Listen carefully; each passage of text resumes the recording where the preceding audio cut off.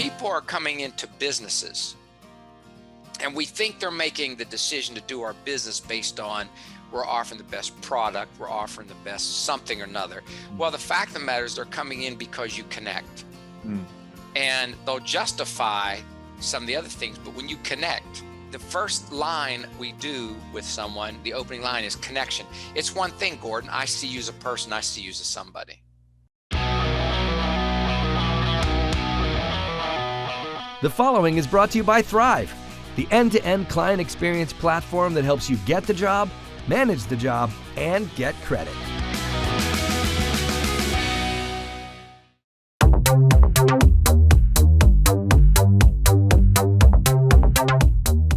Welcome to Winning on Main Street. I'm Gordon Henry. Thanks for joining us. The American economy is driven by small business, local business people who want to work for themselves and build something successful. And in this special edition, we're speaking with Dr. Kevin Elko. He's become known around the world as one of the top performance consultants, and he's written 4 books, including Nerves of Steel, The Pep Talk, Touchdown, and True Greatness.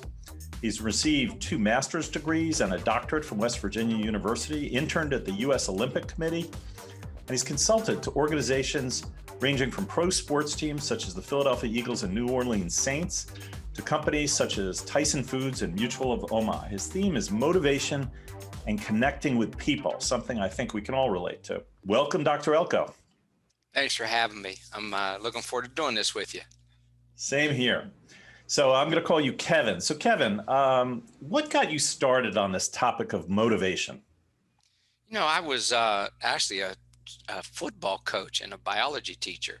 And I want to learn how to motivate students more and my players more. And so I started studying it and I really got into the content of it. And I just said, I'm going to go and get a doctorate in it. And I thought that learning how to teach kids how to have grit and how to stay focused and keep their mind right was huge. So I just got interested in it from a standpoint of being a teacher and a coach. And then the topic just took over me. I just kept on going and got my master's and doctorate and then just went down this path, started working with athletic teams. And that was kind of what my background was before. And the topic just fascinated me. I think it's a topic that we ignore, but it has, we like leave it as the last thing to approach. I think it's the first thing we need to approach. So how do you connect the principles that work in sports to business? Our audience is entrepreneurs and small business people. And obviously you've worked in the world of business a lot. So what you originally started doing in the sports world, you transferred over successfully to the business world, right? In the sports world, it's of course learning how to work real hard and connect with our teammates. You know, interviewed people at the NFL combines. And I said, tell me the best game you ever had in your life. The combines, they bring everybody into Indianapolis and the college players and you interview them. I interviewed this guy, Carson Wentz, who's now with the Eagles. And I said, tell me the best game you ever had in your life. He kept on saying the word we. We came together, we cared, we focused. And so that same variable you better have with a small business, be able to say we. So it's working hard and connecting. There was a study done, and it's kind of wild what came out. They were looking at the number one factor, one correlation they can find, the most common with small business success in New York City. It was dyslexia. As wild as that sounds, dyslexia, having a challenge reading. And now, why would that factor be a big factor in small business success? Well, if you have dyslexia, you are having challenges reading, so you learn how to work harder, something you need if you have a small business. And you learn how to overdevelop your verbal communication skills, something you need to do well in a small business. So those people who had dyslexia learned to do those things because they had the dyslexia, and because they learned how to do those things, they had a successful small business. Learn how to overwork and learn how to work real hard and overdevelop your verbal communication skills. Will do you pretty well if you're offensive lineman. Will do you pretty well if you're a quarterback. Will do you pretty well if you're a safety. And will do you pretty well if you have a small business. You know, and I think it's a really important thing to pick up. So that's how they two are kind of related. The same sort of factors: working real hard, being able to bring other people into the fray as a leader, being able to have a vision. Same thing. So a lot of your messaging is around people and connecting with people. And of course, connecting with people is important for all types of organizations, small businesses too. Um, why is connecting so important and why is it so difficult? I think that it's important because we're not going to do anything great alone. And anytime we've tried to do something alone, it hasn't worked. And we have to bring a team in and we have to connect. And connection has been found to be, when you bring your team together, it's become one of the strongest factors Mm, in being a success. There's something about being connected. And you'll find the same thing when people work.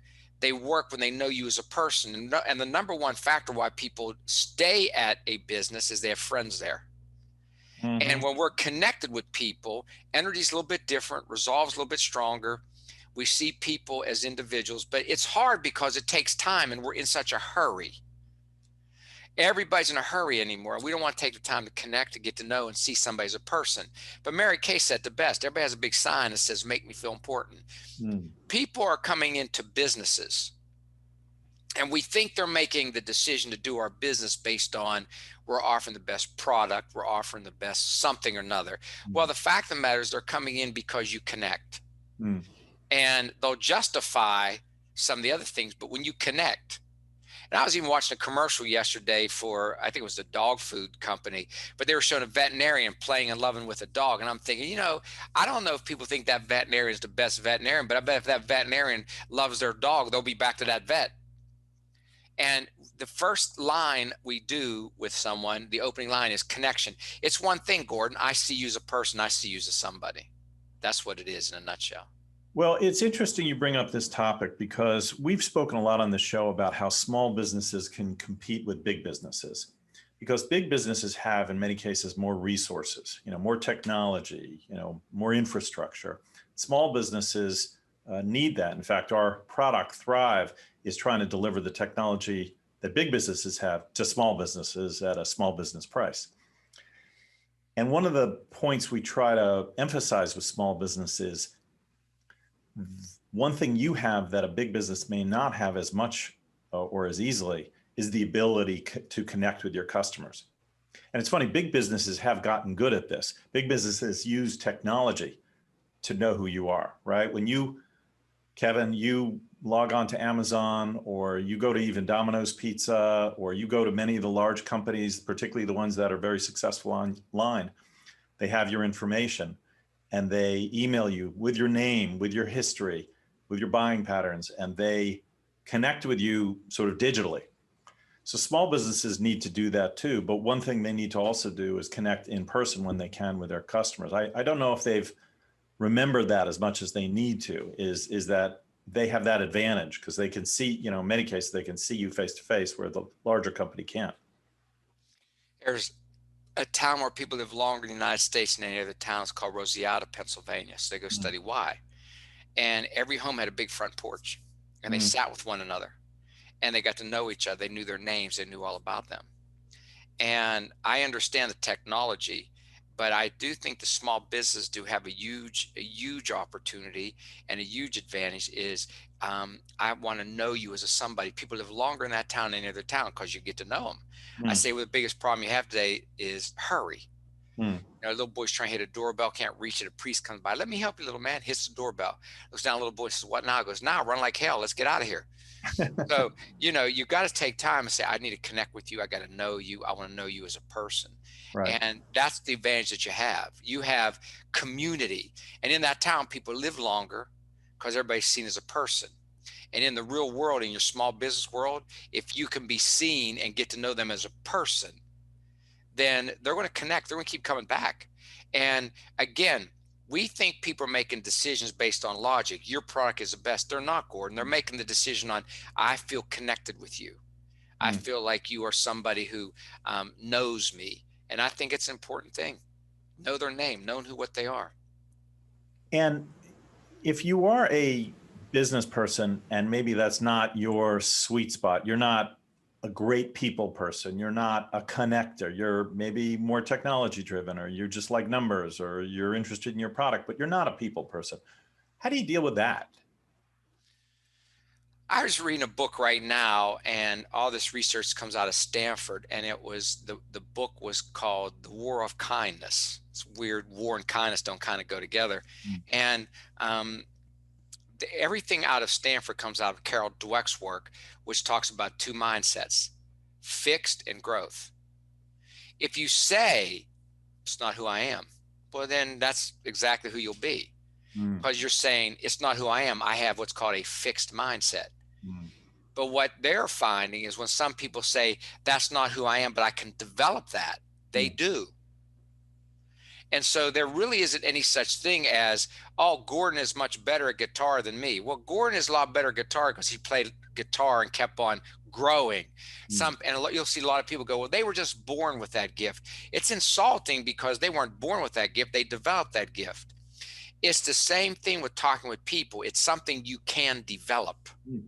It's the same thing as connecting with people. You could develop the connection. So I'd urge people when we talk about connection, it's really one thing. I see you as a person and I have empathy for whatever you're feeling. And it's not something that is necessarily locked down in our genetics. It's something we develop. And you don't want to walk around and say, well, I just can't develop that. Yes, you can. This is great. We're going to be right back with Dr. Kevin Elko right after this message from our sponsor. This episode of Winning on Main Street is brought to you by Thryv, the end-to-end client experience platform that includes everything small business owners need to meet their customers' expectations. Thryv's award-winning and fully mobile interface delivers technology previously reserved for big business to the fingertips of small business owners nationwide. Thryv's built specifically for small business, but there's nothing small about what it can do. Thryv handles your entire customer experience, helping business owners reach more customers, stay organized, get paid faster, and generate online reviews, all from a single device or screen. To learn more about Thryv, visit winningonmainstreet.com and click on Get a Demo. When it comes to software to run your business, there's no comparison. Check out Thryv today.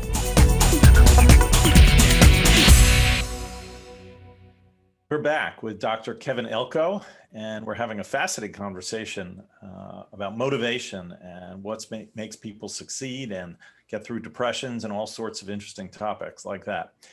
So I wanted to talk about toughness. You talk a lot about toughness, and you have a book called Nerves of Steel. And I was thinking about that. You know, I've tried for a long time to get better at golf. And especially when you got money on the line, you're playing golf and you're trying to sink that putt, and your hands are, shaking a little bit, and you're thinking about, this isn't going to go in. This isn't going to go in. You've got negative thoughts running through your head. How does your approach to toughness deal with that? Because I'm sure whether you're talking to athletes or anybody in a high stress situation, they've got to be tough. They got to think positive. So what's your formula? You have to train your brain. And you have to train your brain not to think about positive or negative. You got to stay in the process. James Dowdy has a book out called Inside the Magic Shop. It's really pretty good. And what he was a kid, and there was stuff going on in his home. So he went to a magic shop, and there's a woman named Ruth, and she told him, breathe, clear your mind, and then do magic. And he learned the process of breathing, clearing his mind, and doing magic. So years later, he became a pediatric surgeon. He's at Stanford.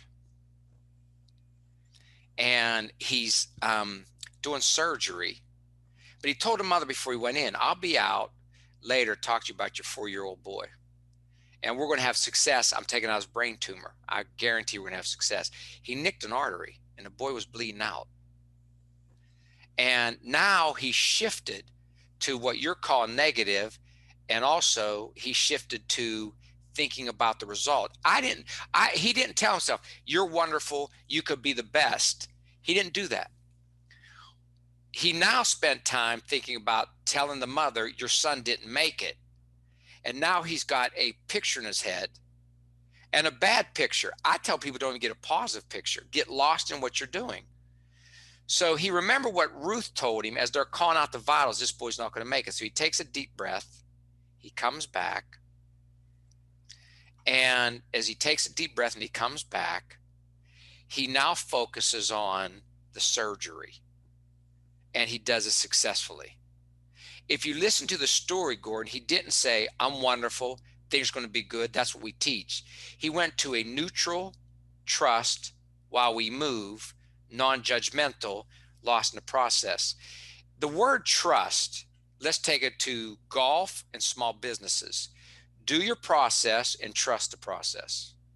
Now, if you make a mistake, correct the mistake. And how you handle pressure, quit thinking about the results. Stay on your process. Okay, last question. You are, among other things, a great speaker. You speak to audiences of all types. We've been through the examples, large companies and sports organizations. Speaking is something that makes people very nervous. I think I heard some statistic that a higher percentage of people said they'd rather be dead than speak in front of a large audience. Yeah. What's your secret for speaking to audiences? Practice. It's practice, Gordon. And, if you practice it, if you do it enough, it's what you do. And I practice. And if I'm not speaking myself, if I'm on a plane, I'm watching film of speakers, I'm reading to get stories, I'm reading to keep expanding. And I found out the demand to keep coming up with new ideas is so rapid now. Because I think people are competing for space virtually, and they want to keep on coming with new topics constantly. Used to be I'd come up with a new topic and just go out and speak on it for 3-4 months. Now it's like, you better come up with a new one every 3-4 days. And I work on it. I work on that. And so you get to a point where when you practice it, it becomes just natural what you do. And you just have to have faith, and you have to get clear of judgment. What that really says, if we would rather die than speak, is we're worrying what people think about us. And you do get a lot of feedback, and I'm careful with feedback. I quite honestly, you're running a small business, you want feedback from everybody. I don't know that you should get feedback from everybody. There's key people you have to trust. And when I'm speaking, I do get feedback, but I can't get it from everybody. And because now you're up there speaking and you're paralyzed. And you're worried too much about what they're thinking about what you're doing. And I think you got to get to a point where you just said, I'm just going to do what I can do in full measure, do it the best I can, practice. And then I just try to get clear of judgment. I do take feedback, but I don't take a ton, because then I couldn't do this job. I just really couldn't do this job. I'd be too worried about what everybody thinks. And so I do take some. I have some trusted advisors. I give myself feedback, and I do have people I trust. But then again, I just practice a lot. And so I get up and just do as you practice. And just, as you said earlier, it takes away the nerves, because you go, I know what I'm doing insofar as I've practiced it. And if you have a small business, if you're a doctor, if you're a lawyer, they said you should have practice what you're doing. Right. Well, Kevin, thank you so much for your time today. This has been fascinating. I could talk to you for hours, but I know you're a busy guy. So thank you again for joining us. Thanks for having me. I really appreciate that. If I can be of any help to anybody, just go to drelko.com. But I thought you did a fabulous job. I appreciate that. And thank you, all of you who are listening, for joining us. And if you enjoyed this program, please subscribe to our podcast and recommend it to a friend or a fellow entrepreneur. This is Gordon Henry signing off.